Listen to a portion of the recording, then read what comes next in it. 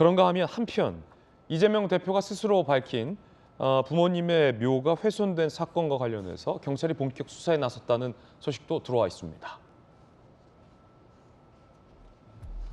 이재명 대표가 사진을 공개했죠. 저렇게 생명이라는 한자가 새겨져 있고 살로 보이는 한자가 새겨져 있는 돌들이 봉분 주변에 묻혀 있었다라고 이재명 대표가 공개를 했습니다. 경북경찰청은 전담 수사팀을 편성해서 CCTV 분석 등 수사를 시작했다고 밝혔습니다. 이재명 대표의 양친 묘소 봉분 사방에 4개 구멍, 2개 구멍 그중에 한자가 기재된 돌이 올려져 있다. 1번 돌은 이렇게 생, 명, 기. 2번 돌은 생, 명.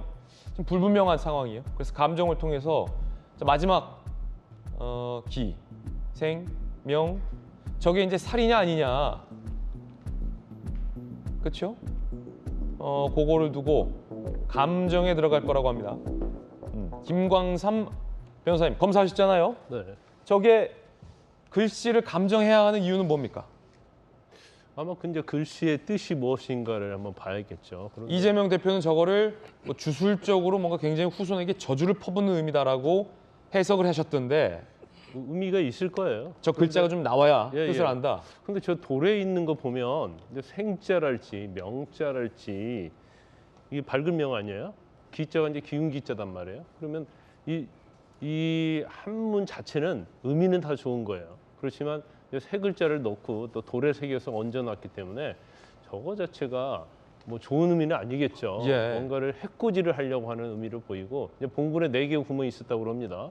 그래서 아마 제가 볼 때는 구멍이 있는 이유는 뭔가 훼손할 목적인데 구멍을 통해서 뭔가 밀어넣었을 가능성이 굉장히 크다고 봐요. 그래서 우리가 이제 TV나 영화의 이제 사극을 보면 사실 이제 어떤 분묘를 훼손하면 이제 자손들이 뭐 흉이 온다 이제 그런 얘기 많이 있지 않습니까? 그래서 제가 볼 때는 아마 이재명을 정말로 싫어하는 좀 약간 반극단적인 이런 사람이 이걸 했을 가능성이 크다고 볼 수 있고 봉분 자체는 뭐 훼손한 건 맞기 때문에 죄는 될 것 같고요. 일단 뭐 아마 이 훼손을 사람을 찾는 데는 시간은 많이 걸리지 않을 거라고 봐요. 일단 CCTV 확인하면 될 거고요. 그다음에 주변에 이곳에 가기 위해서 이제 훼손을 하면 또 장비가 필요하거든요. 이런 장비를 가져갔을 거고 또 한 명이 하지 않았을 거예요. 저도 이제 2~3명이 같이 가서 했기 때문에 수사를 하는 데는 별 문제가 없다 이렇게 보고 일단은 뭐 이런 부분은 수사를 정말 엄격히 잘 해야죠. 그래서 적발해내고 이제 엄벌하는 게 맞다 이렇게 봅니다. 예. 정청래 최고위원은 폐륜적인 범죄 진상규명을 해야 한다라고 밝혔는데요. 정청래 최고위원의 발언도 준비되어 있습니다. 한번 들어보시죠.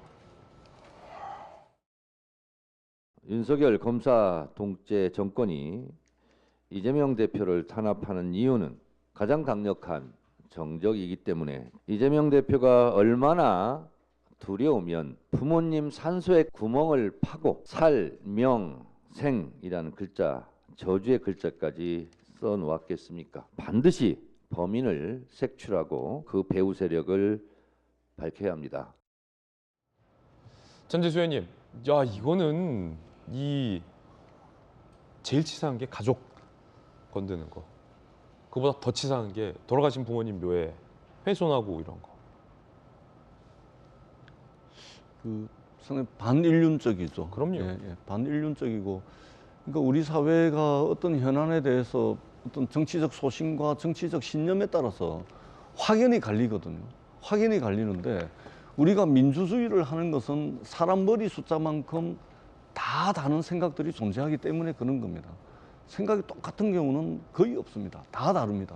생각이 다른 사람의 존재를 인정하지 않고서는 민주주의가 불가능합니다. 민주주의를 하는 이유는 생각이 다 다른 것을 인정하기 때문에 하는 것인데 최근에 이제 안타까운 죽음에 대해서도 과도한 정치적 공격과 방어가 이루어지고 있고 정치적 주의 주장이 횡행을 하고 있고 또 돌아가신 부모님 묘지를 어떤 이유에서든지 간에 저런 식으로 하는 것은 우리가 좀 인간으로서 사람으로서 넘지 말아야 될 선, 인륜이라는 것이 있는데 저는 인륜을 저버리는 저런 행위들은 정말로 공동체의 이름으로 저는 정말로 없어지게 해야 된다 이렇게 생각을 합니다.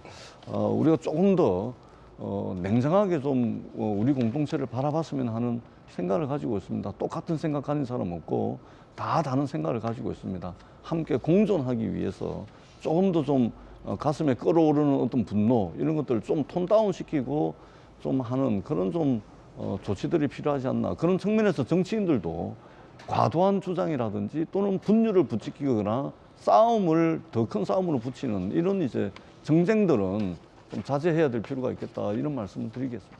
예, 첫 번째 이야기 전해드렸습니다.